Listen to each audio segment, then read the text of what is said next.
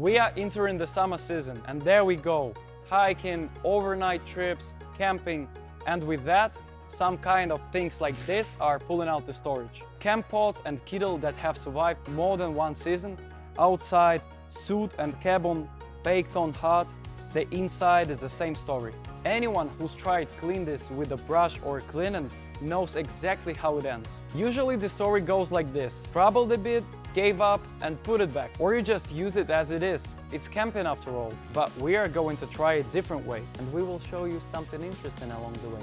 No pre-cleaning needed here, we just throw it to the chamber as it is. Campfire soot isn't just a surface dirt. It's just going deeply inside the surface at the high temperature. A brush removes what's on top, but it just cannot go deep inside to reach the pores. Now we are ready for an overnight camping, and we can even drink some tea. The metal is clean, base, walls, seals, everywhere. Looks just like new, you can easily sell it on the market. But let's just be honest, no one buys wet blasting machine to clean camping pots, it's just strange. We clean this for a different reason. The campfire soot is one of the most stubborn deposits that exist.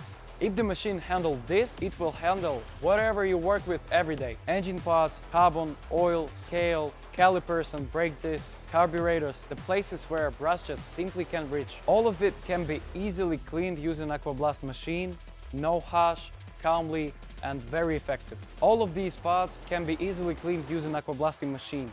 No chemicals, no manual labor, no damage to the surface. If you're curious what else we've cleaned and what the results like, you can also check the other videos on our channel. If you have any questions about the technology or the process of cleaning, drop them below in the comments or just contact us with the link in bio. Subscribe and leave a like button. It's getting more interesting.